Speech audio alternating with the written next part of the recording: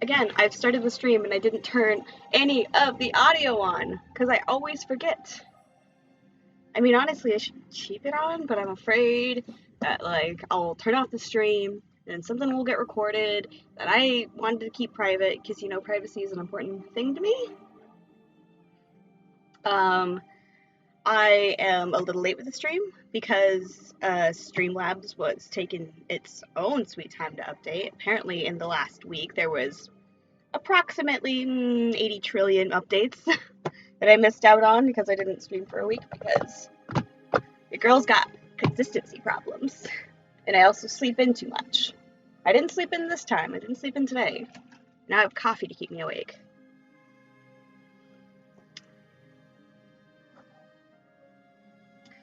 But yeah, today we will be reading from Lord of the Rings. I need to edit our little bookmark here because we are no longer in chapter 8, the Stairs of Cirith Ungol. We are now in chapter... Oops, please. Come on. Chapter 9. Come on. Shelob's Lair. And that is where we are. Ooh, so loud.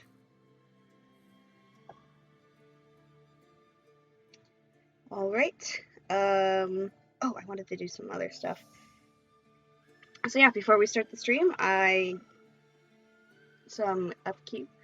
I will be getting a better mic soon, so that's exciting. I know the audio quality of these streams and concurrent videos that I upload on YouTube after have not always been the best. In fact, the audio quality has left much to be desired, IMO. But I'll be getting a new microphone soon, so that's exciting. New camera-wise, they might have to wait a little bit longer. I'm moving soon, and rent's not cheap. See my other wing? I feel like this wing's more pronounced than this one. Oh well. What you gonna do, you know?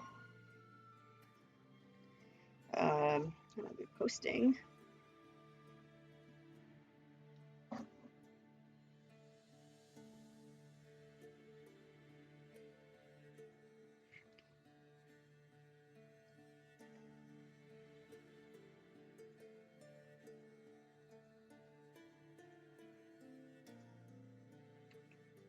I'm sorry. I should be talking more. I'm trying to post on a Discord somewhere that I'm live, which is shameless self-promotion, but it's sad just sitting here with the literally 0 viewers.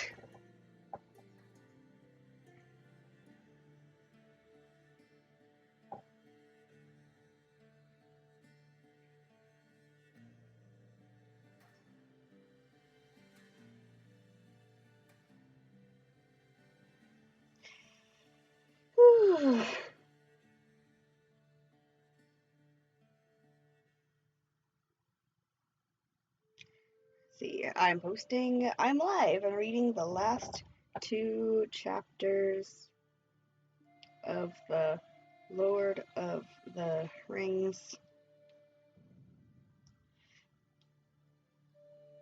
The 2 Towers.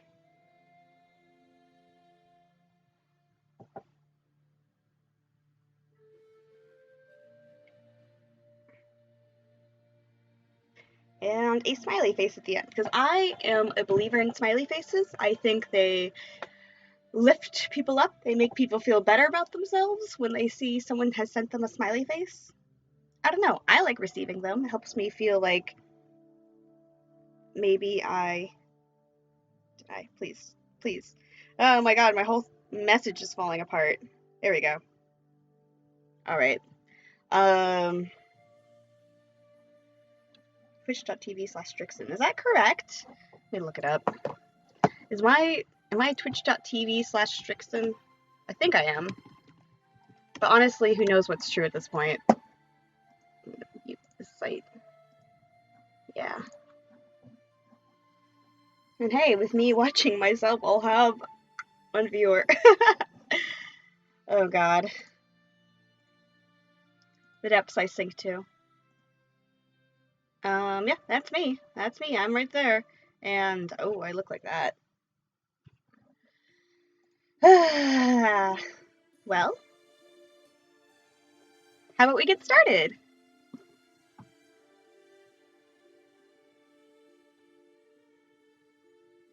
Yeah. Alright. So, oh, and a quick, what happened last time? So, last time we read The Stairs of Cirith Ungol, which, is... So basically, Frodo and Sam...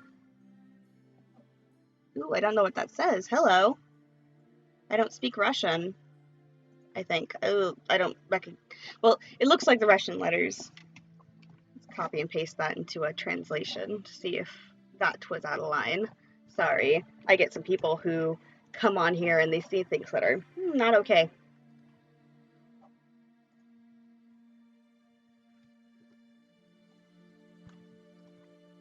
Oh, it just says hello. Hi!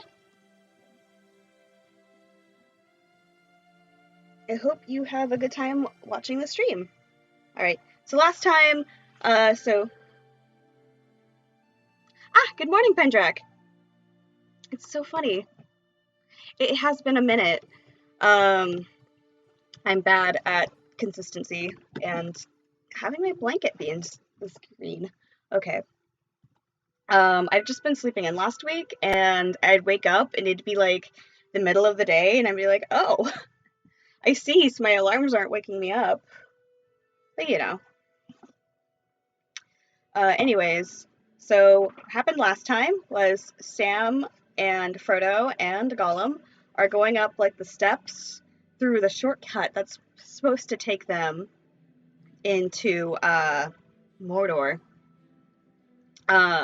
But Sam... Aw, okay. See you soon, Pendrak. And all more times, I am from California, and I'm in America.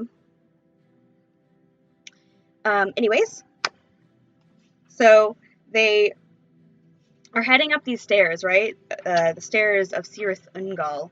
And Sam is not trusting Gollum whatsoever. He is paranoid. I wouldn't even call it paranoia. It's kind of justified.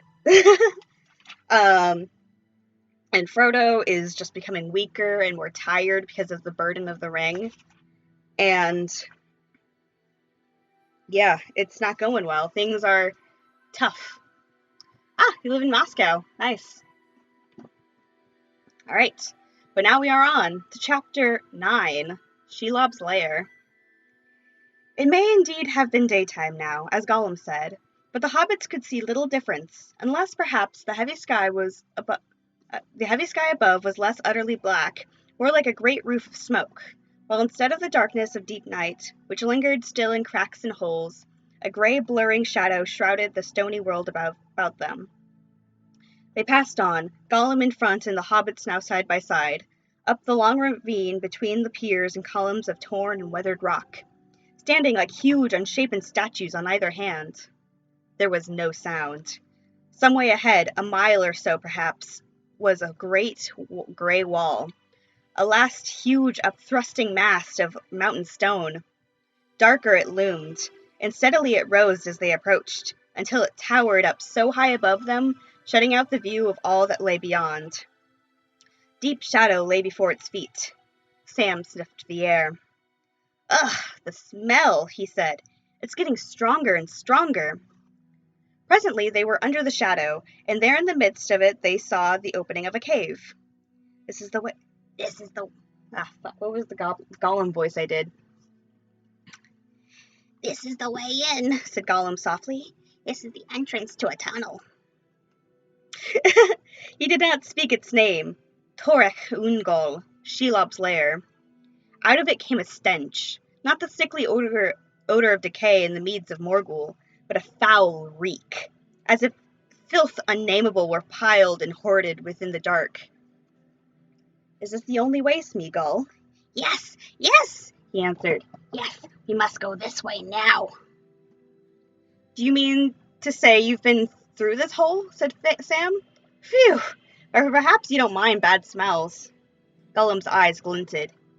He doesn't know what we minds, does he? Precious.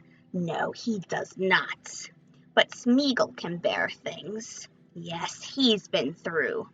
Oh, yes, through. It's the only way. And what makes the smell, I wonder, said Sam. It's like, well, I wouldn't like to say, some beastly hole of the orcs, I'll warrant, with 100 years of their filth in it. Well, said Frodo, orcs or no, if it's the only way, we must take it. Drawing a deep breath, they passed inside. In a few steps, they were in utter and impenetrable darkness. Ah, hey, Pendrack, I'm glad you're able to get the stream better. Get the video to not buffer. Let's see, they entered the darkness of Shelob's lair. Drawing in a deep breath, they passed inside. In a few steps, they were in utter and impenetrable dark. Not since the lightless passages of Moria had Frodo or Sam known such darkness. And if possible, here it was deeper and denser. There were airs moving, and echoes, and a sense of space. Here, the air was still, stagnant, heavy, and sound fell dead. They walked as if it were in a black vapor wrought of veritable darkness itself, that, as it was breathed, brought blindness not only to the eyes but to the mind, so that even the memory of colors and of forms and of any light faded out of thought. Night always had been and always would be. Night was all. But for a while they could still feel, and indeed the senses of their feet and fingers at first seemed sharpened, almost painfully. The walls felt, to their surprise, smooth, and the floor, save for a step now and again, was straight and even, going ever up as the same stiff slope. The tunnel was high and wide, so wide that though the hobbits walked abreast, only touching the side walls with their outstretched hands, they were separated, cut off alone in the darkness. Gollum had gone in first, and seemed to be only a few steps ahead. While they were still able to give heed to such things, they could hear his breath hissing and gasping just in front of them. But after a time their senses became duller. Both touch and hearing seemed to grow numb, and they kept on groping, walking on and on, mainly by the force of will with which they had entered. Will to go through and desire to come at last to the high gate beyond. Before they had gone very far, perhaps, but time and distance soon passed out of his reckoning. Sam on the right, feeling the wall, was aware that there was an opening on the side. For a moment he caught a faint breath of some air less heavy, and then they passed it by. There's more than one passage in here, he whispered, with an effort. It seemed hard to make his breath give any sound. It's as orc-like as places ever there could be. After that, first he on the right and then Frodo on the left passed 3 or 4 such openings, some wider, some smaller, but there was as yet no doubt of the main way, for it was straight and did not turn, and still went steadily up. But how long was it? And how much more of this would they endure, or could they endure? The breathlessness of the air was growing as they climbed, and now they seemed often in the blind dark to sense some resistance, thicker than foul air.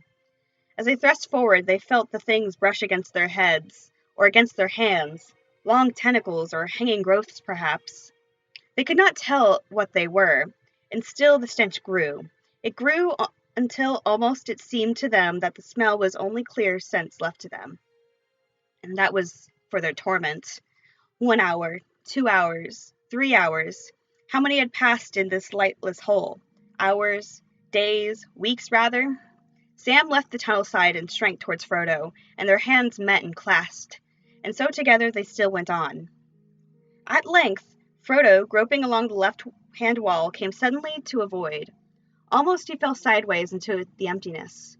Here was some opening in the rock far wider than any they had yet passed, and out of it came a reek so foul, and a sense of lurking malice so intense, that Frodo reeled. And at that moment Sam too lurched and fell forward.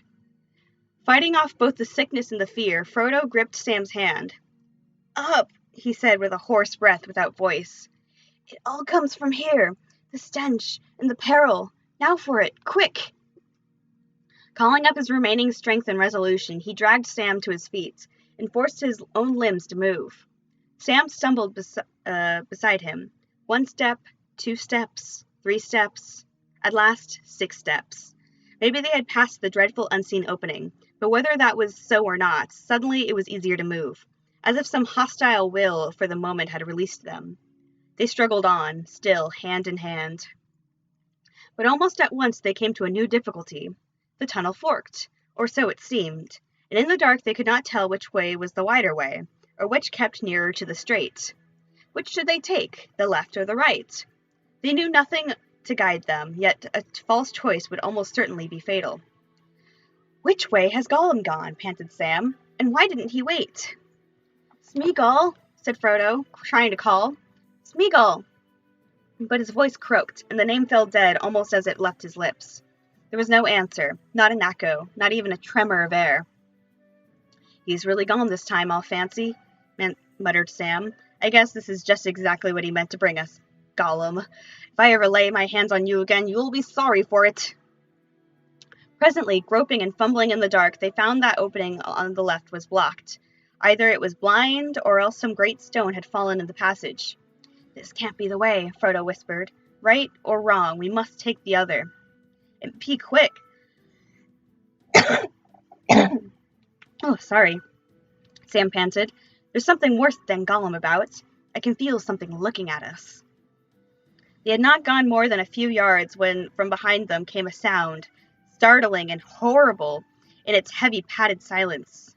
A gurgling and bubbling noise, and a long venomous hiss.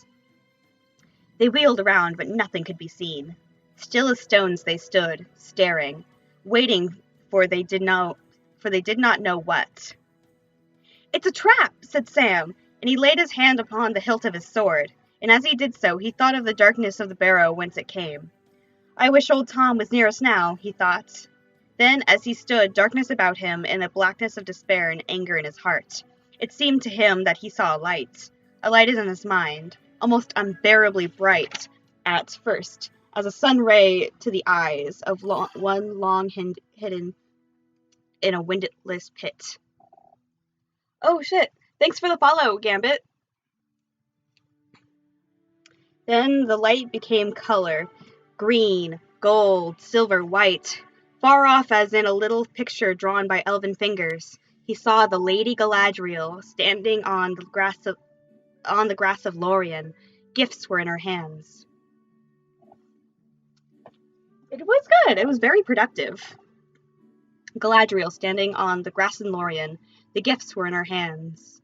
"And you, ring-bearer," he heard her say, remote but clear, "for you I have this prepared." The bubbling hiss drew nearer, and there was a creak. It was a creaking as if some great jointed thing that moved with slow purpose in the dark. A reek came on before it. "Master! Master!" cried Sam, and life and urgency came back into his voice. "The lady's gift! The star-glass! A light to you in dark places. She said it was to be. The star-glass!" The star-glass?" muttered Frodo, as one answering out of sleep, hardly comprehending. "Why, yes. Why had I forgotten it? A light when all other lights go out. Yeah, and now indeed a light alone can help us."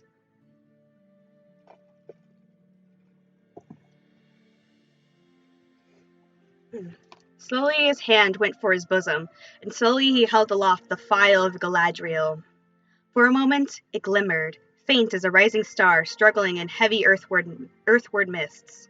And then, as its power waxed and hope grew in Frodo's mind, it began to burn, and kindled to a silver flame, a minute heart of dazzling light, as though Erandil had himself come down from the high sunset paths, with last Silmaril upon his brow. The darkness receded from it, until it seemed to shine in the center of a globe of airy crystal, and the hand that held it sparkled with white fire. Frodo gazed in wonder at this marvelous gift that he had so long carried, not guessing its full worth and potency. Seldom had he remembered it on the road, until they came to Morgul Vale, and never had he used it for fear of its revealing light.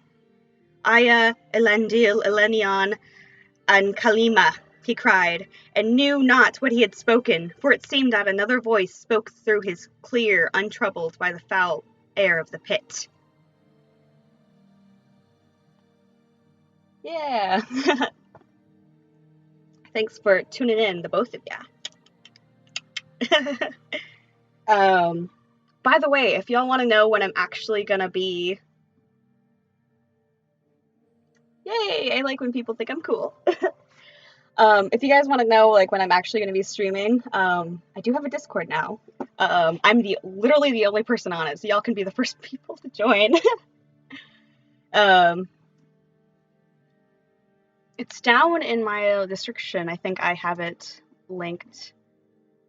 Yeah, I have a Discord link there. So, if you guys want to follow. Anyways, back to the story. But other potencies there are in Middle-earth, powers of night, and they are old and strong. And she that walked in the darkness had heard the elves cry, that cry far back in the deeps of time, and she had not heeded it, and it did not daunt her now. Even as Frodo spoke, he felt a great malice bent upon him, and a deadly regard considering him. Not far down the tunnel between them, in the opening where they had reeled and stumbled, he was aware of eyes growing visible, 2 great clusters of many-windowed eyes. The coming menace was unmasked at last. The radiance of the star-glass was broken, and thrown back from their 1,000 facets. But behind the glitter a pale, deadly fire began steadily to glow within, a flame kindled in some deep pit of evil thought. Monstrous and abominable eyes they were, bestial and yet filled with purpose and with hideous delight, gloating over their prey, trapped beyond all hope of escape. Frodo and Sam, horror-stricken, began slowly to back away, their own gaze held by the dreadful stare of those baleful eyes. But as they backed, so the eyes advanced. Frodo's hand wavered, and slowly the file drooped. And then suddenly, released from the holding spell, to run a little while in vain panic for the amusement of the eyes, they both turned and fled together. But even as they ran, Frodo looked back and saw with terror that once the eyes came leaping up, the stench of death was like a cloud about him. Oh yeah, I am calling it the blanket fort. That was Pendrak's idea, Gambit, actually, because I have this blanket up as like a little backdrop, and I honestly love it. Alright, continuing back into the action, though. Both turned and fled together, but even as they ran, Frodo looked back and saw with terror at once the eyes came leaping up behind. The stench of death was like a cloud about him. "Stand! Stand!" he cried desperately. "Running is no use." Slowly the eyes crept nearer. "Galadriel!" he called, and gathering his courage, he lifted up the file once more. The eyes halted, and for a moment their regard relaxed, as if some hint of doubt troubled them. Then Frodo's heart flamed within him. Without thinking what he did, whether it was folly, or despair, or courage, he took the file in his left hand, and with his right hand drew his sword. Sting flashed out, and the sharp elven blade sparkled in the silver light. But at its edges a blue fire flicked, and then, holding the star aloft, and the bright sword advanced, Frodo, the Hobbit of the Shire, walked steadily down to meet the eyes. They wavered. Doubt came into them as the light approached. One by one they dimmed, and slowly they drew back. No brightness so deadly had ever afflicted them before. From sun and moon and star they had been safe underground, but now a star had descended into the very earth. Still it approached, and the eyes began to quail. One by one they all went dark, and they turned away, and a great bulk beyond light's reach heaved its great huge shadow in between. They were gone. Oh, fuck. I don't know if I should be cursing on the stream, but you know what? Here we are. That was intense. Ugh. The god Caesar, hello. I love all my viewers. Ugh. Good, because after a cool section like that, all I can say is, oh, fuck.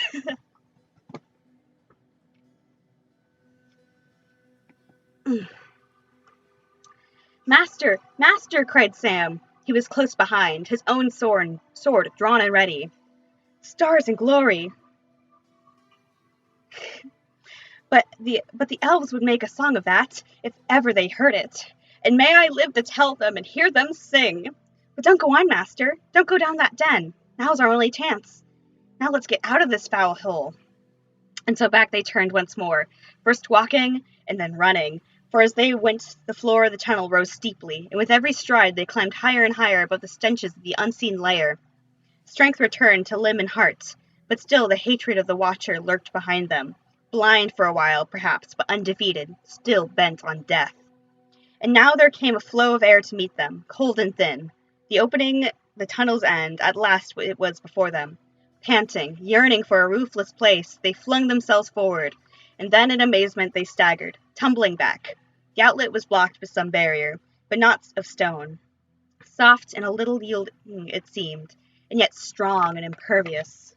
Air filtered through, but not any glimmer of any light. Once more they charged and were hurled back. Through my never-ending attempts to find other people who do read-alouds in the browse system. Yeah, I would love to see more people reading aloud. I always try to find them too, but I haven't found many other people. Oh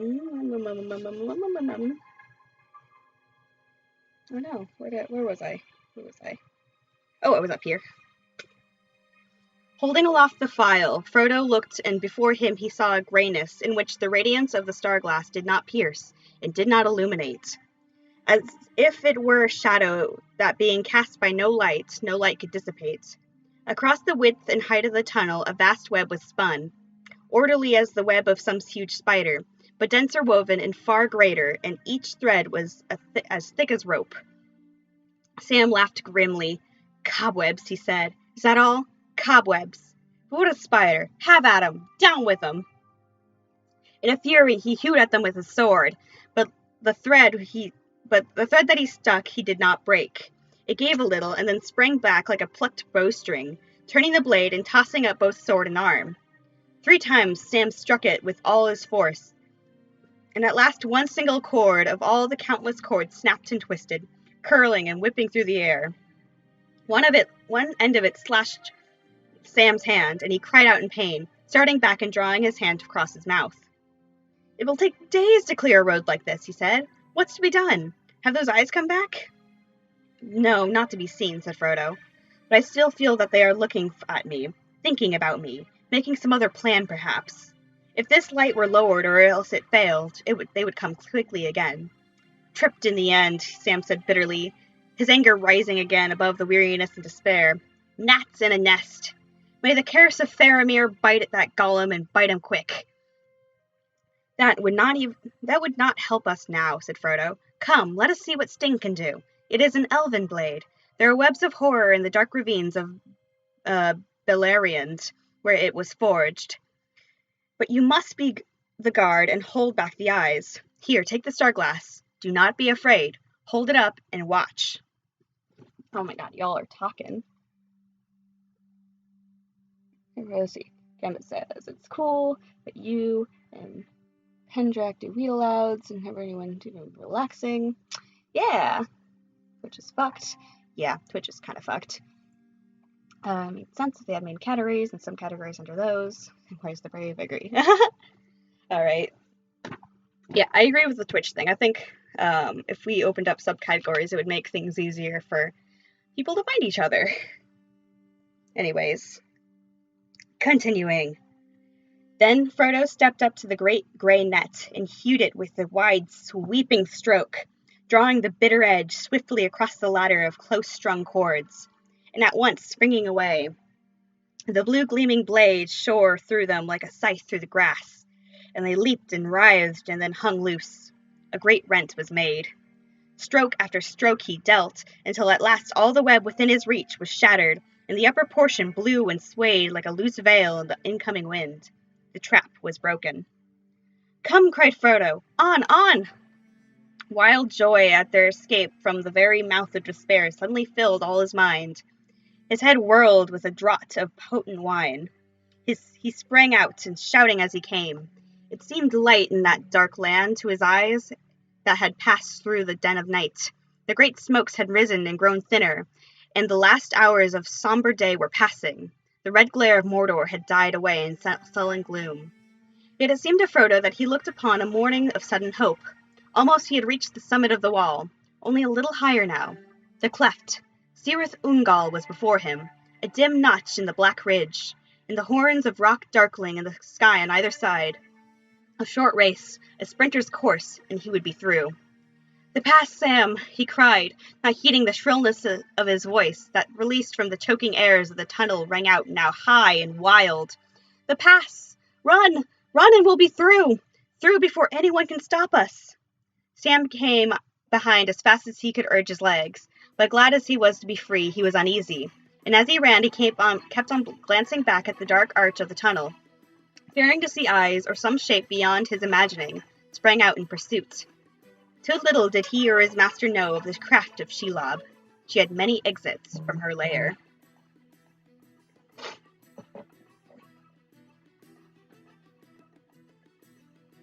Ooh. I'm so excited to see people joining my blanket fort. There age-long she had dwelt, the evil thing in spider form, even such as once the old had lived in the lands of elves in the west, that is now under the sea, such as Beren fought in the mountains of terror in Doriath, and so came to Luthien upon the great sward amid the hemlocks in the moonlight long ago. How Shelob came there, flying from ruin, no tell tales. For out of the dark years few tales have come, but still she was there. Who was there before Sauron, and before the first stones of Barad-dûr she served none but herself, drinking the blood of elves and men, bloated and grown fat with endless brooding on her feasts, weaving webs of shadow, for all living things were her food, and her vomit darkness. Far and wide her lesser broods, bastards of immeasurable mates, her own offspring, that she slew, spread from glen to glen, from the Ethel Duath to the eastern hills, to the Gol Guldur, in the fastness of Mirkwood. But none could rival her, Shelob the Great, last child of Ungoliant, to trouble the unhappy world. Already, years before, Gollum had beheld her, Smeagol, who pried into all dark holes, and in past days he had bowed and worshipped her. The darkness of her evil will walked through all the ways of his weariness. The darkness of her evil will walked through all the ways of his weariness beside him, cutting him off from light and from regret. And he had promised to bring her food, but her lust was not his lust. Little she knew or cared for towers or rings, or anything devised by mind or hand, who only desired death for all others, mind and body, and for her a glut of life alone, swollen till the mountains could no longer hold her up, and the darkness could no longer contain her. But that desire was yet far away, and long now had she been hungry. Lurking in her den, while the power of Sauron grew, the light and living things forsook his borders, and the city in the valley was dead, and no elf or man came near, only the unhappy orcs, poor food and weary. But she must eat, and however busily they delved a new winding passage from the pass and from their tower, ever she found some way to snare them, but she lusted for sweeter meat, and Gollum had brought it to her. We'll see, he said often to himself when the evil mood was on him, when he walked the dangerous roads from Emyn Muil to Morgul Vale. We'll see. It may well be, oh yes, it may well be that when she throws away the bones and the empty garments, we shall find it. We shall get it. The precious. A reward for poor Smeagol, who brings nice food. We'll save the precious as we promised. Oh, yes. And when we've got it safe, then she'll know it. Oh, yes, and then we'll pay her back, my precious. Then we'll pay everyone back.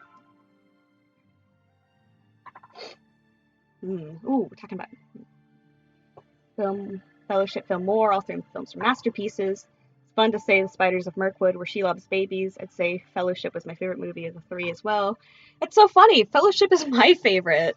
I always love the first one. I mean, I love the other two, but oof, Fellowship.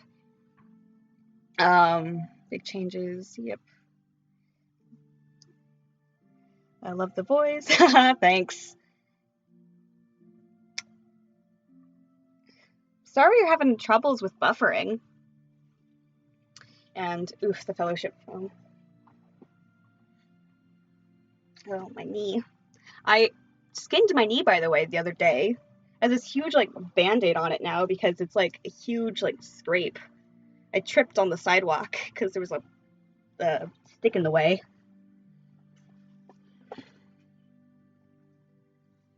Oh, yeah, the Hobbit films. I have, like, a love-hate relationship with those films. Like, I like anything Lord of the Rings, but I do understand the criticisms. Yeah, I got these big band-aids, though, so I should be okay. Just smarts, you know? Stings. Oh, yeah, so you seen the Hobbit films Tolkien cut? No, I haven't. Ooh, I should. Didn't know there was a different cut. Ooh, exciting. It's free? Oh my god. Okay, I will. Maybe we can, Hello, Swifty! Hey! Welcome! Oh my gosh, it's been a while. Oh, I'm excited. I gotta go watch that. Maybe we can all rabbit it together, you know? Alright, Pendrax, see you in a bit.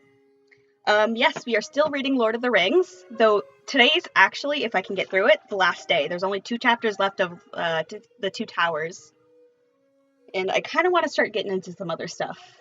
I'm like itching to maybe read some poetry or maybe thinking Good Omens. But if y'all want to have influence on what I read next,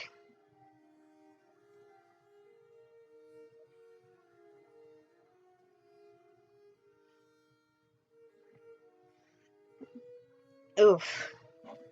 Oh my gosh, sorry, something happened. But yeah, if you want to have influence, you go list, and you guys can do a survey.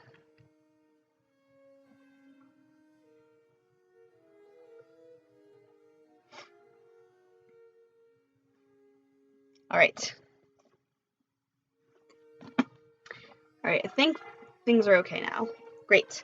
I'm gonna keep reading. No more distractions.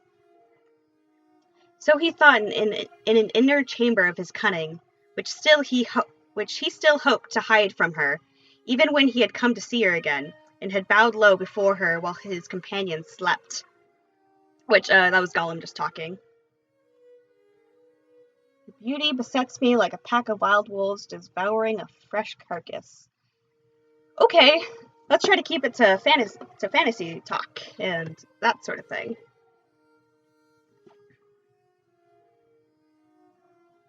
Yeah.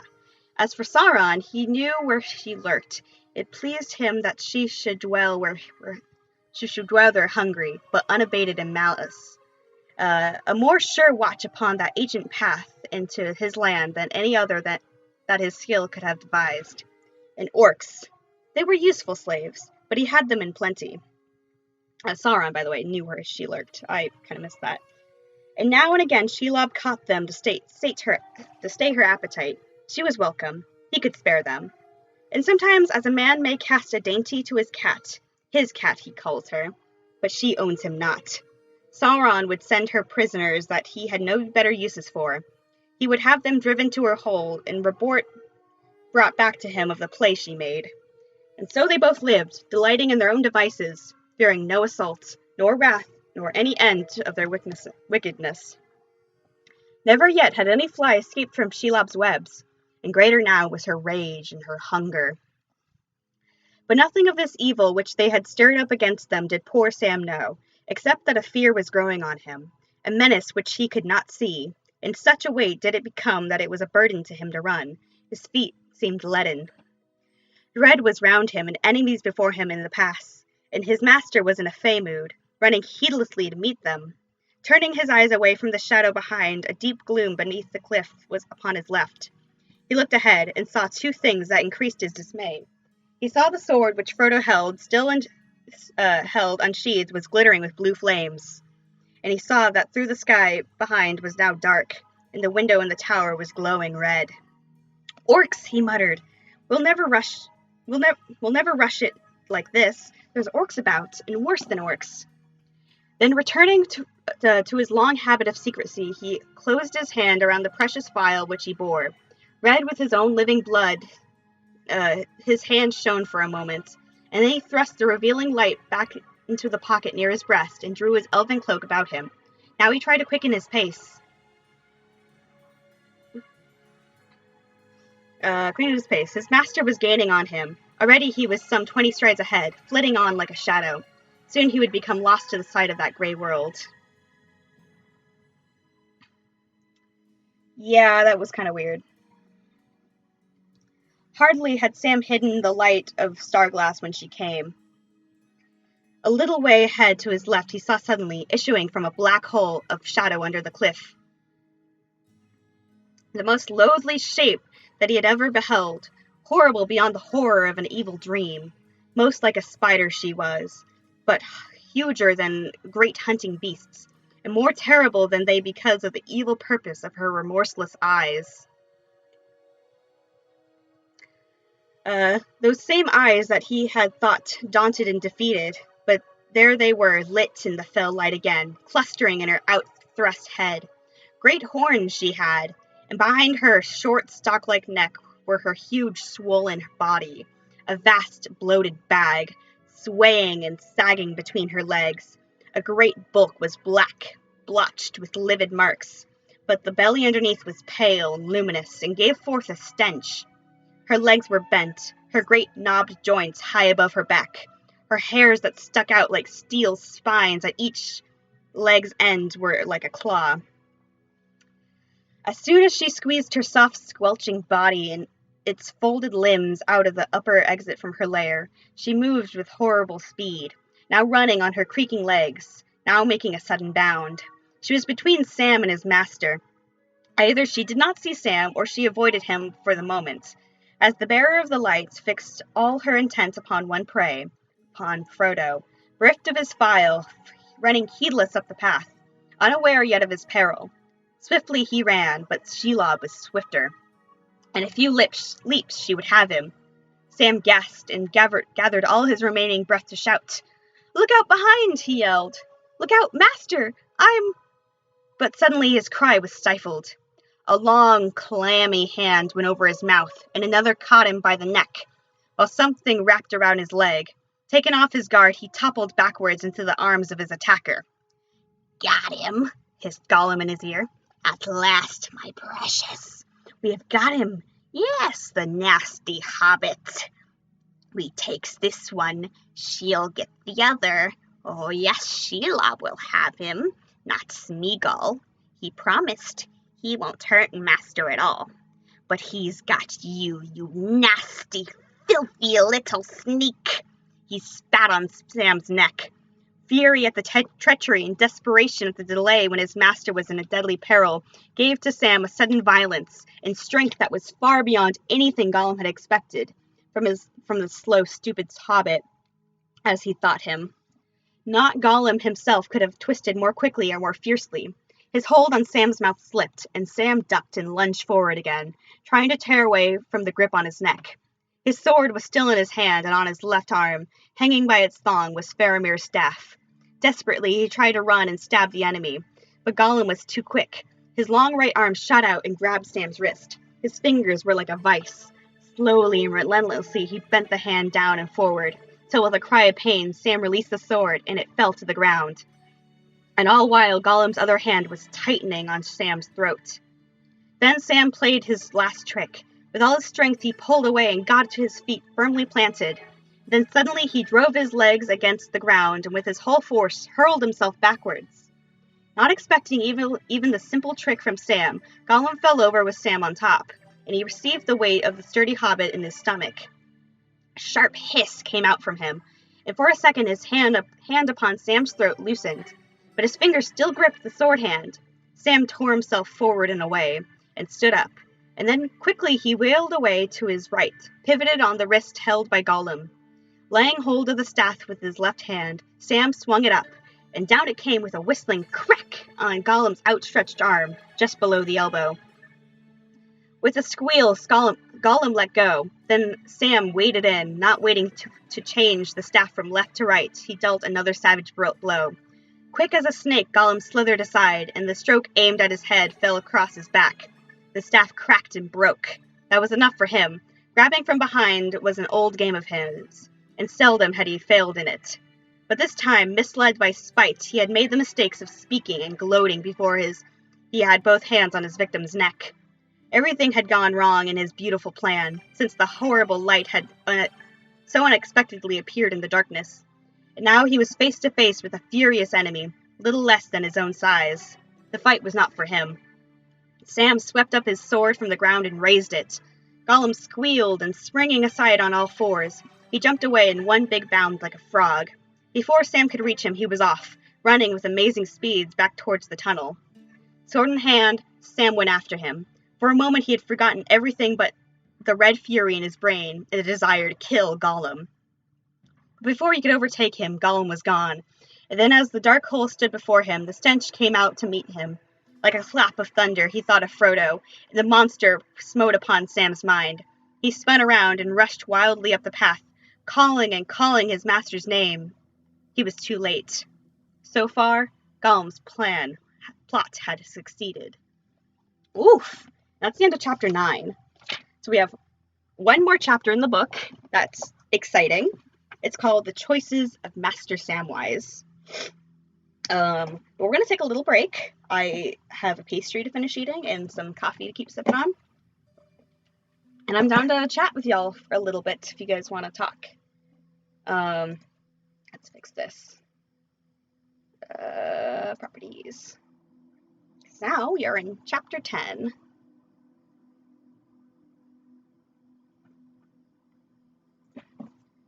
Ten. All right, and it's called The Choices of Master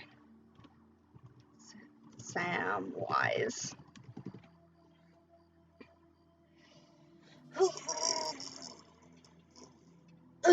Big ol' stretch. Done. All right. But I am going to munch on this pastry I got. Because I'm hungry and I need breakfast. I usually stream Monday, Wednesday, and Friday. Because, yeah, I, usually there's coffee down at the, main office of the apartments I live at. But there was no coffee this morning, so I had to run over to Starbucks, and so I picked myself up a pastry while I was at it. But streaming, I mean, I can stream more. I've been telling myself Kristen. Strikxen, that's my name. Guess y'all know my first name now. You need to, stream more often and more consistency. It's better because, I'm not sleeping in every day. But for sure, Monday, Wednesday, Friday, those are the days I'm definitely trying to keep to. And I might pop in other days, if other people are actually on my Discord, I feel like I can just announce a stream and jump on. Once I have a better microphone and video setup. You want to only do reading, or do you game, or is there anything else you want to do on here? Just curious. It's getting to that.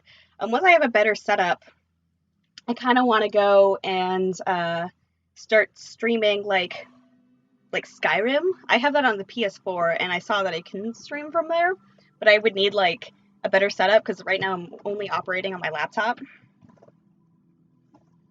Yeah, and I'm moving, and I'm broke as a joke, so yeah, I need to get on Twitter. I mean, I have a Twitter, I just don't use it. I should get on Twitter more. I just go on and like other people's things. I mainly follow the cast of Critical Role. So, yeah. Mm-hmm.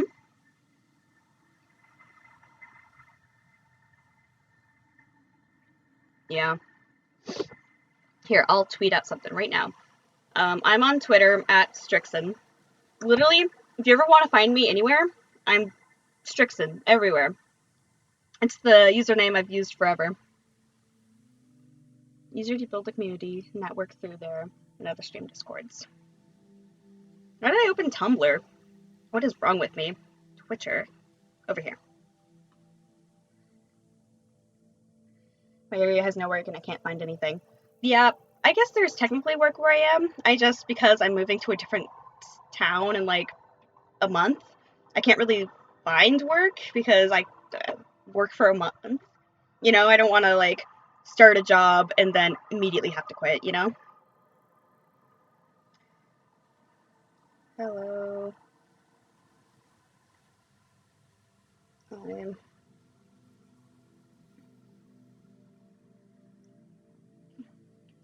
as my Twitch chat told me I should. Haha. Where am I moving to? Same city? Oh, I'm moving to Sacramento because it's cheaper where I am now. Where I am now, the rent prices are pretty high and they're raising every single year. And I just finished college, and so I have no reason to stay here. I might as well move somewhere cheaper.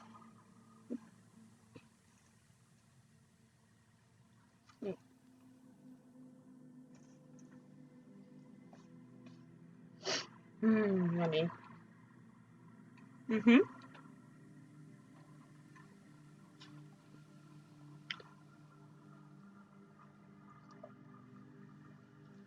Ugh. My fiance and I are on the west coast in BC, Canada. It's pretty insane for housing and rent. But yeah, I have no idea how rent works in different parts of Canada, but I believe you. It's ugh. Housing. Ugh.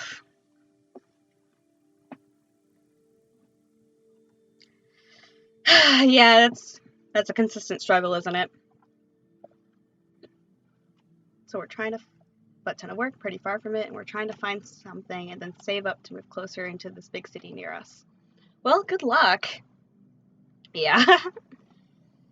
How old are you, by the way? When you say young people, do you mean like mid-20s or like even younger? Because I'm 22.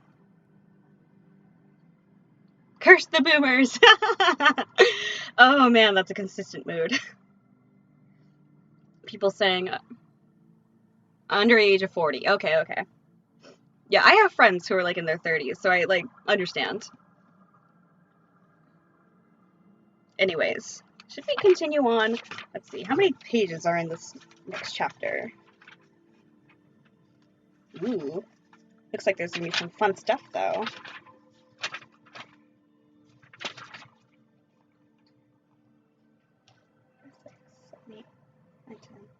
11, 12, 13, 14, 15. Oh, it's pretty average. All right, break's over. You gotta get back into it. Chapter 10, The Choices of Master Samwise. Frodo was lying face upward on the ground, and the monster was bending over him, so intent upon her victim that she took no heed of Sam and his cries, and he was close at hand. As he rushed up, he saw that Frodo was already bound in cords, wound about him from ankle to shoulder, and the monster with her great forelegs was beginning half to lift, half to drag his body away. And young people in general, housing is so intense these days, and the amount of work out there is disappearing. So many jobs are not around anymore. Yeah. On the near side of him lay, gleaming on the ground, his elven blade, where it had fallen useless from his grasp. Sam did not wait to wonder what was to be done, or whether he was brave, or loyal, or filled with rage. He sprang forward with a yell and seized his master's sword in his left hand, and then he charged. No onslaught more fierce was ever seen in the savage world of beasts. There was some desperate small creature armed with little teeth alone will spring upon a tower of horn and hide that stands above its fallen mate. Disturbed as if out of some gloating dream by his small yell, she turned slowly to the dreadful malice of her glance upon him. But almost before she was aware that a fury was upon her greater than any she had known in countless years, the shining sword bit upon her foot and shore away the claw.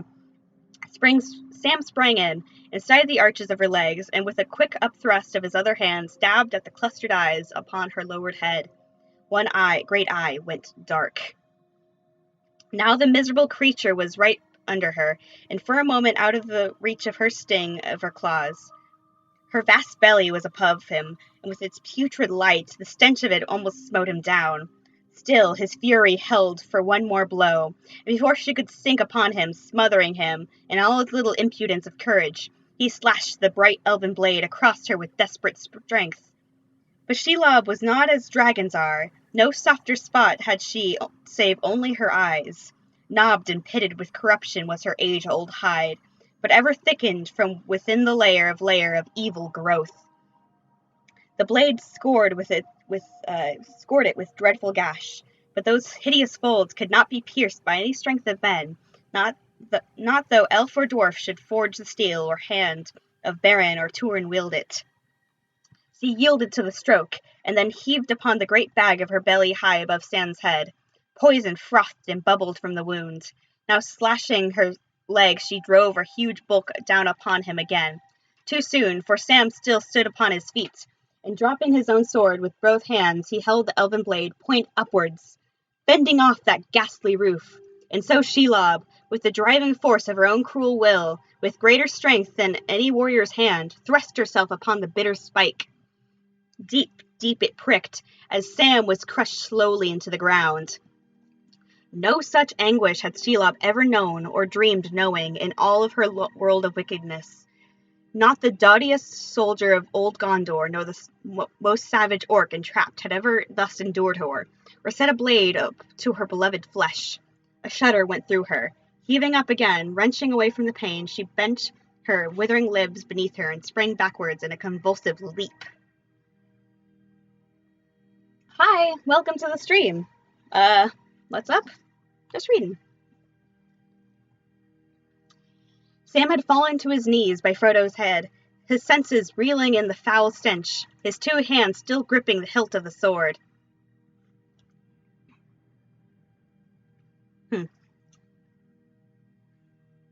Though the mist before his eyes was dimly aware of Frodo's face, and so stubbornly he fought to master himself and to drag himself out of the swoon that was upon him. Oof, okay. Oof, where am I? Slowly he raised his head and saw her, only a few paces away, eyeing him, her beak drabbled in the spittle of venom, and a green ooze trickling from below her wounded eye. There she crouched, her shuddering belly splayed upon the ground, and great bows of her legs quivering as she gathered herself for another spring, this time to crush and sting to death. No little bite of poison, so still the struggling of her meat, this time to slay and then to rend. Even as Sam himself crouched, looking at her, seeing his death in her eyes, a thought came to him, as if some remote voice had spoken, and he fumbled in his breast with his left hand, and found what he sought. Cold and hard and solid it seemed to his touch, in a phantom world of horror, the phial of Galadriel. Galadriel, he said faintly, and then he heard voices far off but clear, the crying of the elves as they walked under the stars in the beloved shadows of the Shire, the music of the elves as it came through the sleep in the halls of fire in the house of Elrond. Glithoniel al-Elbereth. And then his tongue was loosened, and his voice cried in a language which he did not know. Ah, Elbereth, Glithonel, Omenel Palandiriel, Lenalon, si Dinugurothos, Atirnonin, Fanuios. With that he staggered to his feet, as Samwise the Hobbit, Hanth's son, again. Now come, you filth, he cried. You hurt my master, you brute, and you'll pay for it. We're going on, but we'll settle with you first. Come on and taste it again. As if his indomitable spirit had set its potency in motion, the glass blazed suddenly like a white torch in his hand. It flamed like a star that, leaping from the firmament, sears the dark air with intolerable light. No such terror of the heaven had ever burned in Shelob's face before. The beams of it entered into her wounded head and scored it with unbearable pain. And the dreadful infection of light spread from eye to eye. She fell back, beating the air with her forelegs, her sight blasted by inner lightings, her mind in agony. Then, turning her maimed head away, she rolled aside and began to crawl, claw by claw, towards the opening in the dark cliff behind. Sam came on. He was reeling like a drunken man, but he came on, and Shelob, cowed at last, shrunken in defeat, jerked and quivered as she tried to hasten from him. She reached the hole and, squeezing down, leaving a trail of green and yellow slime. She slipped in, even as Sam hewed a last stroke at her dragging legs. Then he fell to the ground. Shelob was gone, and whether she lay long in her hair, nursing her malice and her misery, and in slow years of darkness healed herself from within, rebuilding her clustered eyes, with her hunger like death she spun once more her dreadful snares in the glens of the mountain of shadow, this tale does not tell. Sam was left alone, wearily as the night of the nameless land fell upon the place of battle. He crawled back to his master. "Master, dear master," he said, but Frodo did not speak. He had run forward, eager, rejoicing to be free. Shelob, with hideous speed, had come behind, and with one swift stroke stung him on the neck. He lay now pale, and heard no voice, and did not move. "Master, dear master," said Sam, and though the long silence waited, listening in vain. Then, as quickly as he could, cut away the binding cords and lay his head upon Frodo's breast, and to his mouth, but no stir of life could find, nor feel the faintest flutter of the heart. Often he chafed his master's hands and feet, and touched his brow, but all were cold. "Frodo, Mr. Frodo," he called, "don't leave me here alone. It's your Sam calling. Don't go where I can't follow. Wake up, Mr. Frodo. Oh, wake up, Mr. Frodo. Me dear, wake up." Then anger surged over him, and he ran about his master's body in a rage, stabbing the air, and smiting the stones, and shouting challenges. Presently he came back, and bending looked at Frodo's face, pale beneath him in the dusk. And suddenly he saw that he was in the picture that was revealed to him in the mirror of Galadriel and Lorien.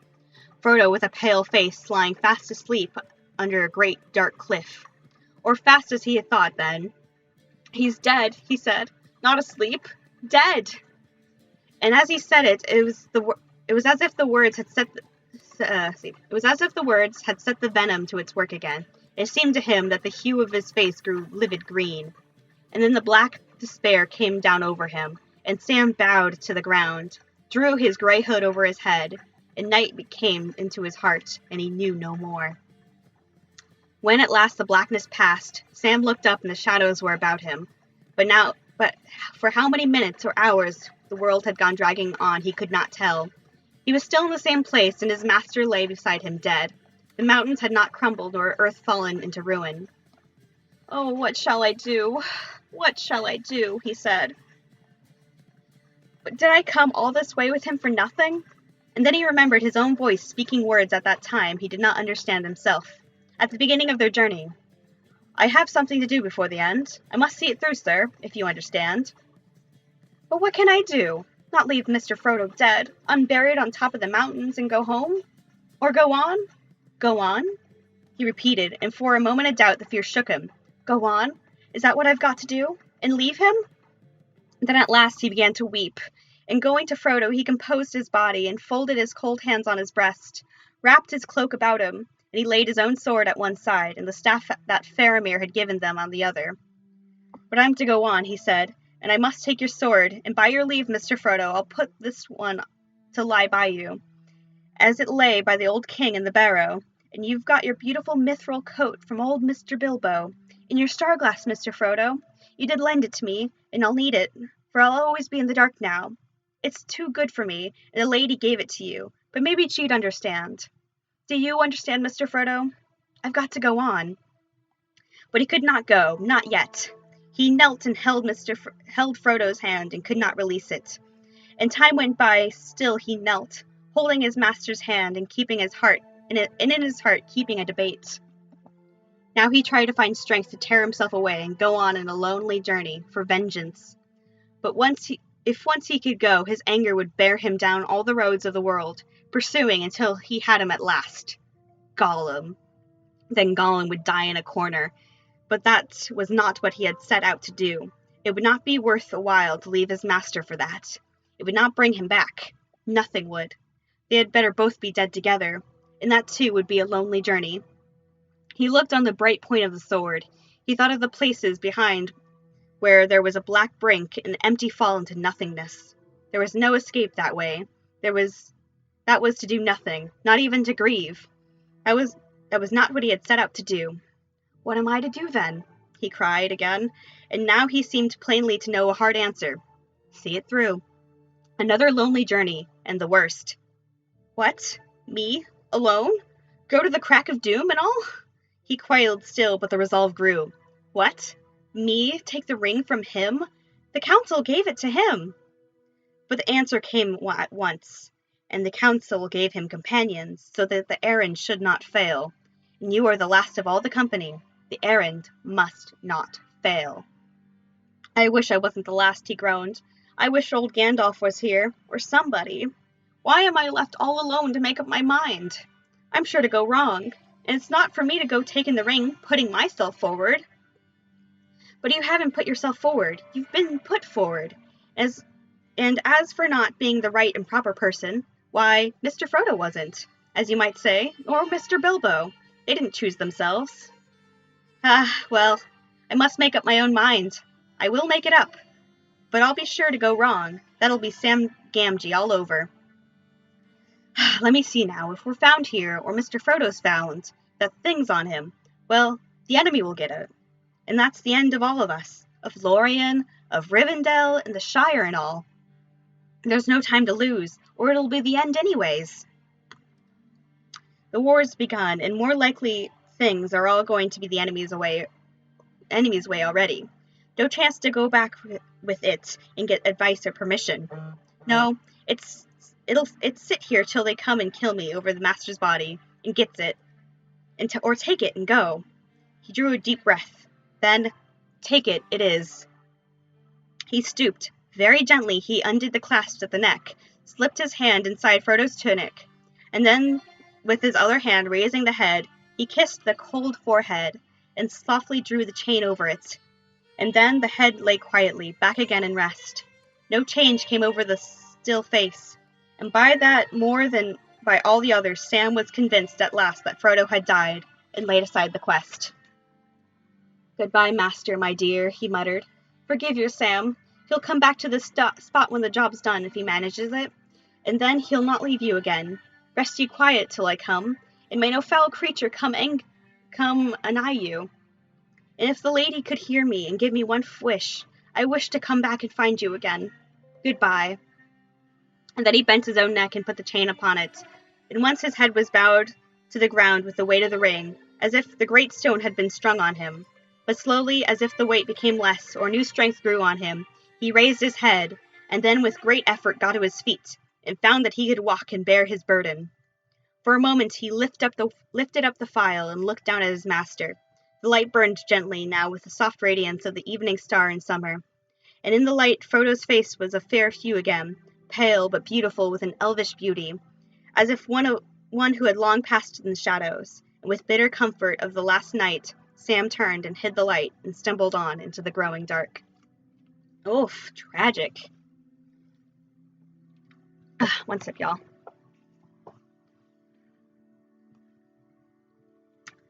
He had not far to go. The tunnel was some way behind, the cleft a couple 100 yards ahead, or less. The path was visible in the dusk, a deep rut worn in ages of passage, running now gently up the long trough with cliffs on either side. The trough narrowed rapidly. Soon Sam came to a long flight of broad, shallow steps. Now the Orc Tower was right above him, frowning black, and in it the red eye glowed. Now he was hidden in the dark shadow under it. He was come to the top of the steps and in the cleft at last. I've made up my mind, he kept on saying to himself, but he had not. Though he had done his best to think it out, what he was doing was altogether again the grain of his nature. Have I got it wrong? He muttered. What ought I have to done? What ought I to have done? There we go. As the sheer sides of the cleft closed about him, before he reached the actual summit, he looked at the last of the path descending into the nameless land. He turned. For a moment, motionless in the intolerable doubt, he looked back. He could still see, like a small blot in the gathering gloom, the mouth of the tunnel, and he thought he could see or guess where Frodo lay. He fancied there was a glimmer on the ground there, or perhaps it was some trick of his tears. As he peered out at the high stony place where all of his life had fallen in ruin. If only I could have my wish, my one wish, he sighed, to go back and find him. And then at last he turned to the road in front and took a few steps, the heaviest and most reluctant he had ever taken. Only a few steps, and now only a few more, and he would be going down, and he would never see that high place again. And then suddenly he heard cries and voices. He stood still as stone. Orc voices. They were behind him and before him, a noise of tramping feet and harsh shouts. Orcs were coming up the cleft from the far side, in some entry to the tower, perhaps. Tramping feet and shouts behind, he wheeled around. He saw small red lights, torches, winking away below there as they issued from the tunnel. At last, the hunt was up. The red eye of the tower had not been blind. He was caught. Now the flicker of the approaching tower torches and the clink of steel ahead was very near. In a minute they would reach the top and be on him. He had taken too long in making up his mind, and now it was no good. How could he escape? Or save himself? Or save the ring? The ring. He was not aware of any thought or decision. He simply found himself drawing out the chain and taking the ring in his hand. The head of the Orc company appeared in the cleft right before him, and then he put it on. The world changed. In a single moment's time was filled with an hour of thought. At once he was aware that hearing was sharpened while sight was dimmed, but otherwise than in Shelob's lair.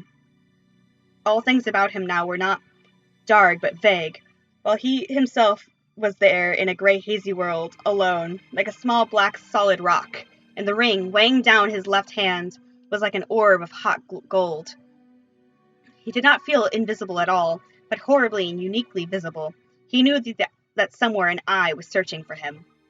He heard the crack of stone and the murmur of water fall off in Morgul Vale, and down away under the rock the bubbling misery of Shelob, groping, lost in some blind passage, and the voices in the dungeons of the tower, and the cries of the orcs as they came out of the tunnel, and deafening roaring in his ears, the crash of the feet and the rending clamor of the orcs before him.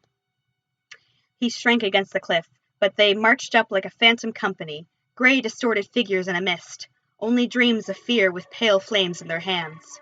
And they passed him by. He cowered, trying to creep away into some cranny and to hide. He listened. The orcs from the tunnel and the others marching down had sighted one another. Both parties were now hurrying and shouting. He heard them both clearly, and he understood what they said. Perhaps the ring gave understanding of tongues, or simply understanding. Especially of the servants of Sauron, its maker, and so that if he gave heed, he understood and translated the thought to himself. Certainly the ring had grown greatly in power as it approached the place of its forging, but one thing it did not confer, and that was courage. At present, Sam still thought only of hiding, of lying low until all was quiet again. He listened anxiously. He could not tell how near the voices were. Words seemed almost in his ears. "Hola, Gorbag, what are you doing up here? Had enough of the war already?" "Orders, you lubber." "What are you doing, shagrat? Tired of lurking up there? Thinking of coming to fight?" "Orders to you. I'm in command of this pass, so speak civil. What's your report?" "Nothing."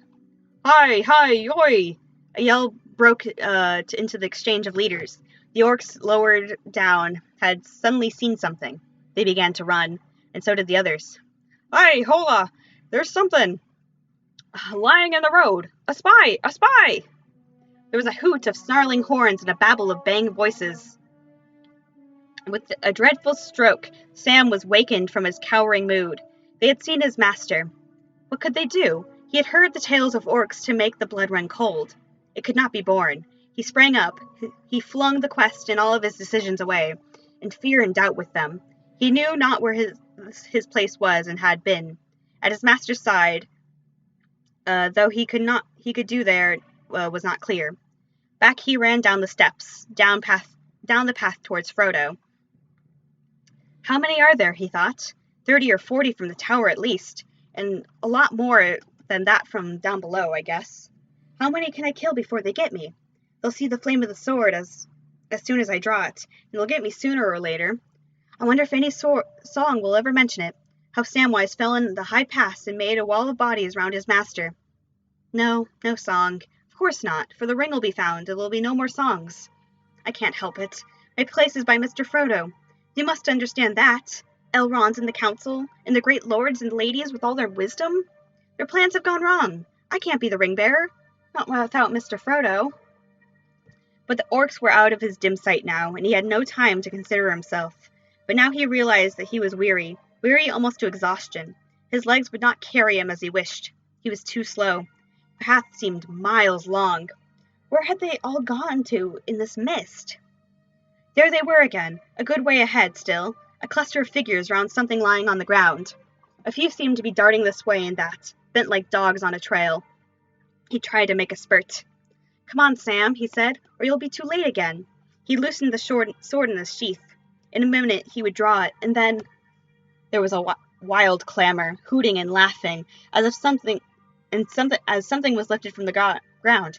Yahoy! Yahody hoy! Up, up! And then the voice shouted, Now off, the quick way, back to Undergate. She'll not trouble us tonight by all the signs.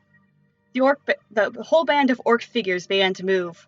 4 in the middle were carrying a body higher on their shoulders. Yahoy! They had taken Frodo's body. They were off. They could not catch him up. Still he labored on. The orcs reached the tunnel and were passing in. Those with the burden went first, and behind them there was a good deal of struggling and jostling. Sam came on. He drew the sword, a flicker of blue in his wavering hand, but they did not see it. Even as he came panting up, the last of them vanished into the black hole. For a moment he stood, gasping, clutching his breast. Then he drew his sleeve across his face, wiping away the grime, and the sweat and the tears. Curse the filth, he said, and sprang after them in the darkness. It no longer seemed very dark to him in the tunnel. Rather, it was as if he had stepped out of a thin mist into the heavier fog. His weariness was growing, but his will hardened all the more. He thought he could see the light of torches a little way ahead, but try as he would, he could not catch up with them. Orcs go fast in tunnels, and this tunnel they knew well, for in spite of Shelob they were forced to use it more often as the swiftest way from the dead city over the mountains. In what far-off time the main tunnel in the great round pit had been made, where Shelob had taken up her abode in ages past, they did not know. But many byways they had themselves delved into the other delved about it on either side, so as to escape the Lair in their goings to and fro on the business of their masters. Tonight they did not intend to go far down, but they were hastening to find a side passage that led back to their watchtower on the cliff. Most of them were gleeful, delighted with what they had found and seen. As they ran, they gabbled and yammered after the fashion of their kind. Sam heard the noise of their harsh voices, flattened, hard in the dead air, and he could distinguish 2 voices from among all the rest. They were louder and nearer to him, the captains of the 2 parties seeming to bring up the rear, debating as they went. Can't you stop your rabble making with such racket, Shagrat? Grunted one. We don't want Shelob on us. Go on, Gorbag. Yours are making more than half the noise, said the other. But let the other lads play. No need to worry about Shelob for a bit. I reckon she's set on mail, it seems. We shan't cry about that. Didn't you see? A nasty mess all the way back to that cursed crack of hers. If we've stopped it once, we've stopped it 100 times. So let him laugh. We've stuck a bit of luck at last. Looks like something that Lubers wants. Lubers wants it, huh? What is it, do you think? Elvish it looks to me, but undersized. What's the danger in a thing like that? I don't know until we've had a look. Oh ho, so they haven't told you what to expect? They don't tell us all the... Oh, that voice. They don't tell us all they know, do they? Not by half, but they can make mistakes. Even the top ones can. Shh! Gorbag! Shagrat's voice was lowered, so that even with his strangely sharpened hearing, Sam could only just catch what they had said. They may, but they've got eyes and ears everywhere. Some among my lot, like as not. But there's no doubt about it. They're troubled about something. The Nazgul down below are, by your account, and Lugbers is too. Something nearly slipped. Nearly, you say, said Gorbag. All right, said Shagrat. But we'll talk of that later. Wait till we get to the underway. There's a place where we can talk a bit, while the lads go on. Shortly afterwards, Sam saw the torches disappear. Then there was a rumbling noise. Just as he hurried up, a bump. As far as he could guess, the orcs had turned and gone into the very opening which Frodo and he had tried and found blocked. It was still blocked. There seemed to be a great stone in the way, but the orcs had got through somehow, for he could hear their voices on the other side. They were still running along, deeper and deeper into the mountains, back towards the tower. Sam felt desperate. They were carrying off his master's body for some foul purpose, and he could not follow. He thrust and pushed at the block, and he threw himself against it, but it did not yield. And then, not far inside, or so he thought, he heard the two captains' voices talking again. He stood still, listening for a while, hoping perhaps to learn something useful. Perhaps Gorbag, who had seemed to belong to Minas Morgul, would come out, and he could then slip in. No, I do not know, said Gorbag's voice. The messages go through quicker than anything could fly, as a rule. But I don't inquire how it's done. Safest not to. Grr! Those Nazgul give me the creeps. And they skin off the body off you as soon as look at you, and leave you all cold in the dark on the other side. But he likes them, and they're his favorite nowadays. There's no use grumbling, I tell you. It's no game serving down in the city. You should try being up here with Shelob for company, said Shagrat. I'd like to try somewhere where there's none of them. But the war's on now, and when that's over, things may be easier. It's going well, they say. They would, grunted Gorbag. We'll see. But anyways, if it does go well, there should be a lot more room. What do you say? If we get a chance, you and me'll slip off and set up somewhere on our own with a few trusty lads. Somewhere will be good loot, nice and handy, and no big bosses. Ah, said Shagrat, like old times. Yes, said Gorbag, but don't count on it. I'm not easy in my mind, as I said. The big bosses, eh? His voice sank almost to a whisper. Even the biggest can make mistakes. Something nearly slipped, you say? I say something has slipped. And we've got to look out. Always the poor Uruks to put slips right and small thanks. And don't forget, the enemies don't love us any more than they love him. And if they get topsides on him, we're done too. But see here, when were you ordered out? About an hour ago, just before you saw us. The message came, Nazgul uneasy, spies feared on stairs, double vigilance, patrol to the head of stairs. I came at once. Bad business, said Gorbag. See here, our silent watchers were uneasy more than 2 days ago. That I know. But my patrol wasn't ordered out for another day, nor any message sent to Lugbers either, owing to the great signal going up, and the high Nazgul going off to war, and all that. And then they couldn't get Lugbers to pay attention for a good while, I'm told. Yeah, I was busy elsewhere, I suppose, said Shagrat. Big things going on away west, they say. I dare say, growled Gorbag. But in the meantime, enemies have got up the stairs. What are you up to? You're supposed to keep watch, aren't you? Special orders or no? What are you for? That's enough. Don't try to teach me my job. We were awake all right. We knew there was funny things going on. Very funny. Yes, very funny. Lights and shouting and all. But Shelob was on the go. My lads saw her in her sneak. Her sneak? What's that? Oh, you must have seen him. Thin little black fellow.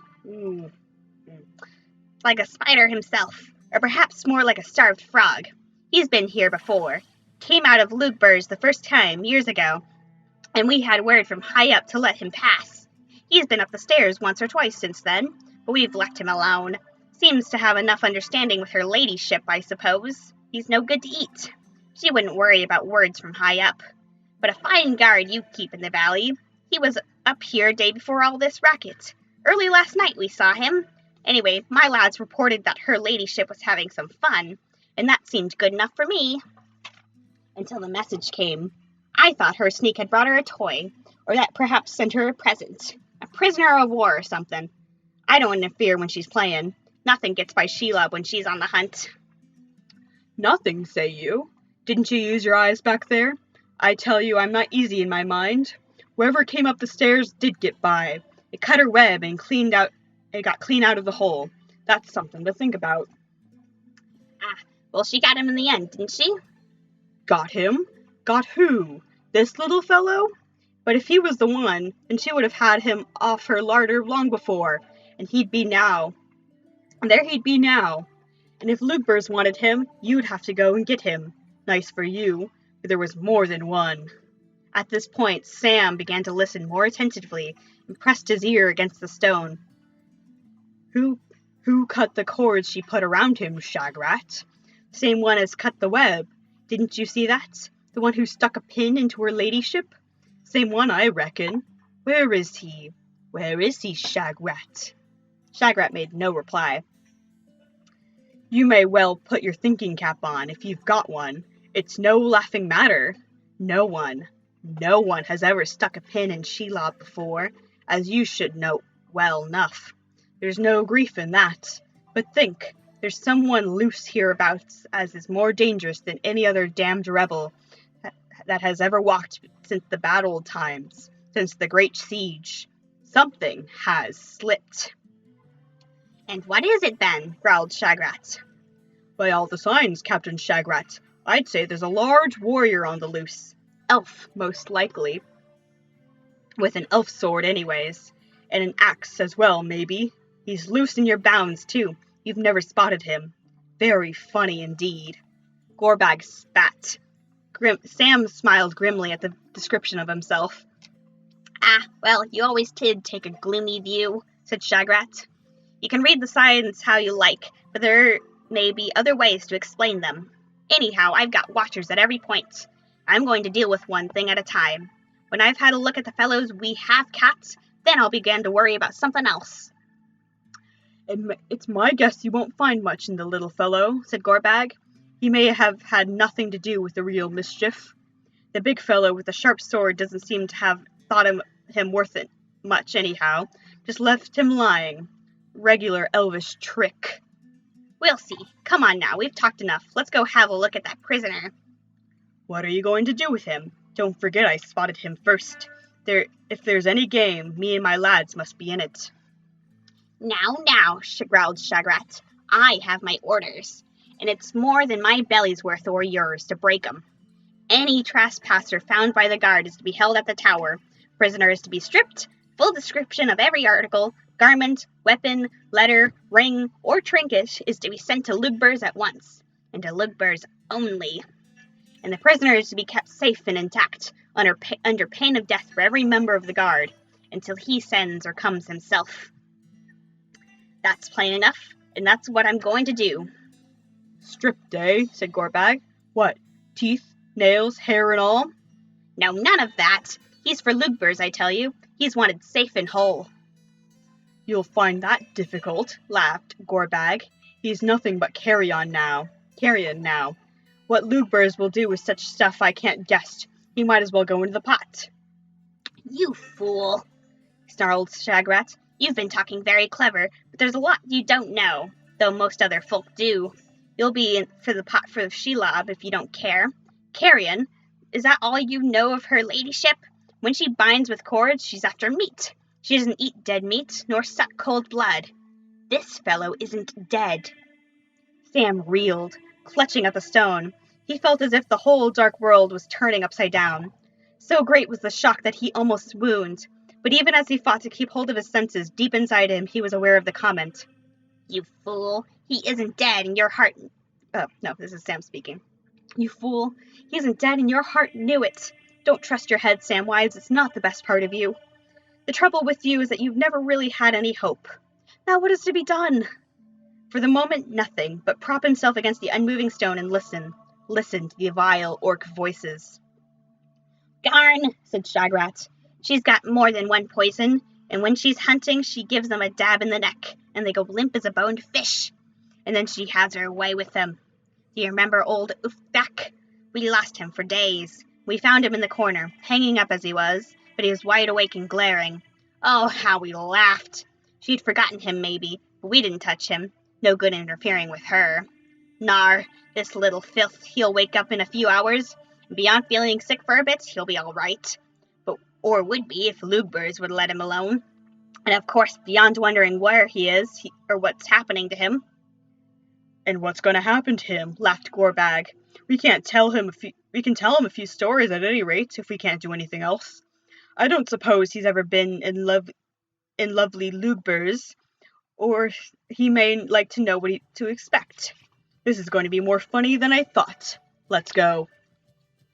There's going to be no fun, I tell you, said Shagrat. He's got to be kept safe, or we're all as good as dead. All right, but if I were you, I'd catch the big one that's loose. Before you send in any report to Lugbers, it won't sound too pretty to say you've caught the kitten and let the cat escape. The voices began to move away. Sam heard the sound of feet receding, and he recovered from his shock, and now a wild fury was on him. I've got it all wrong, he cried. I knew I would, and now they've got him, the devils, the filth. Never leave your master. Never, never. That was my right rule, and I knew it in my heart. Oh, may I be forgiven. Now I've got to go get back to him. Somehow.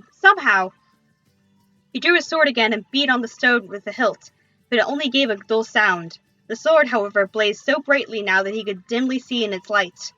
To his surprise, he noticed the great block was shaped like a heavy door, and was less than twice his own height. Above it was a dark blank space between the top and low arch and the opening. It was probably only meant to be a stop against the intrusion of Shelob, fastened on the inside with some latch or bolt beyond the reach of her cunning. With his remaining strength, Sam leaped and caught the top, scrambled up and dropped. And then he ran madly, sword blazing in hand, round a bend and up the winding tunnel. The news that his master was alive roused him to a last effort beyond his thought of his weariness. He could not see anything far ahead, for this new passage twisted and turned constantly, but he thought he was catching the two orcs up. Their voices were growing nearer again. Now they seemed quite close. That's what I'm going to do, said Shagrat in angry tones. Put him right on the top chamber. What for? Growled Gorbag. Haven't you any lockups down below? He's going out of harm's way, I tell you, answered Shagrat. See, he's precious. I don't trust all my lads and none of yours, nor are you either when you're mad for fun. He's going up where I want him, and where you won't come if you don't keep civil. Up to the top, I say. He'll be safe there. Will he? Said Sam. You're forgetting the great, big, elvish warrior that's loose. With that, he raced around the last corner, only to find that by some trick of the tunnel, or hearing which the ring gave him, he had misjudged the distance. The two orcs were still some way ahead. He could see them now, black and squat against the red glare. The passage ran straight at last, up the incline, and at the end, wide open, were great double doors, leading probably to deep chambers far below the high horn of the tower. Already the orcs with their burden had passed inside.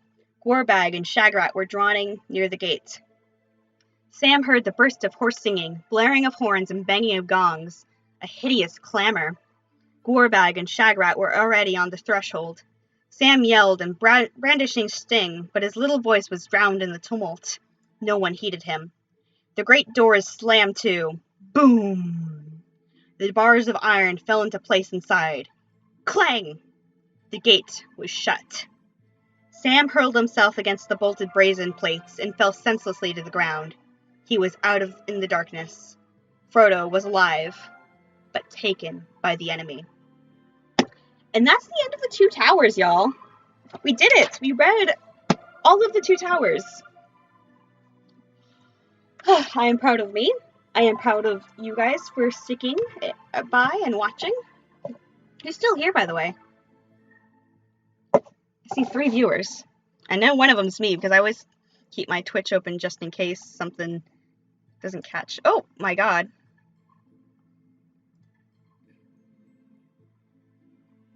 Oh my god, I have messages. That's exciting. Anyways, I had a great time. I had so much fun reading with you guys.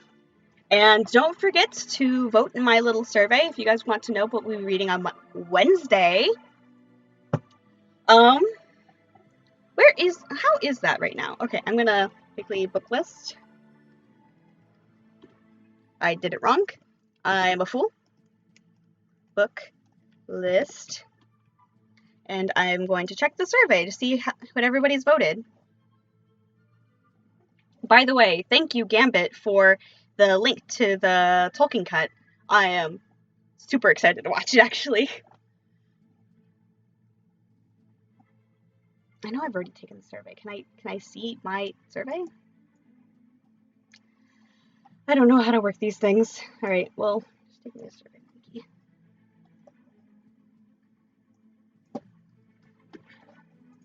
Anybody saying anything? No. Well, that'll be the end of the stream, but I am gonna stick around and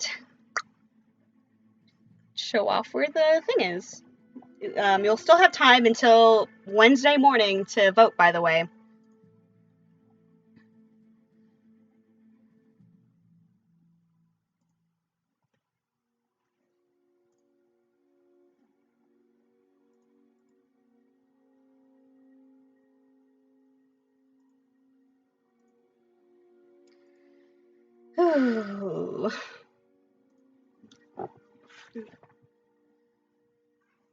My surveys. Come on. Let me see. All right, we got 5 responses in the survey.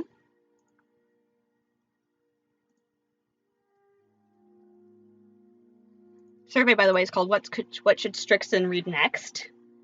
Which is full of books that I own and that I'm excited to read.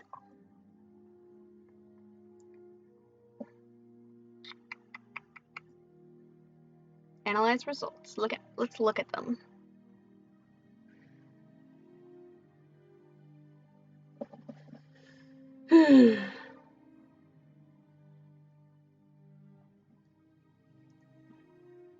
Oh, we got a lot of ties. Oh man, okay, it looks like no one book has won out. We got to vote for The Lord of the Rings, Return of the King, so continuing on with Lord of the Rings. Good Omens, which is a book I do definitely want to get to reading because the Amazon Prime series came out and everybody's talking about it. I still haven't read the book, but I own it. I've owned it for years now.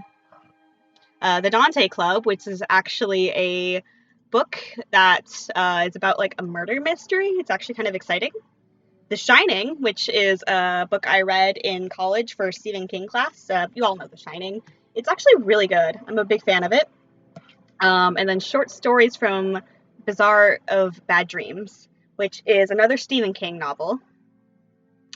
So yeah, I guess I'll leave the survey open for anybody else to vote if anybody wants their voices known. But until then, thank you so much for tuning in. Thank you for watching. And I hope you have a good rest of your day. Bye!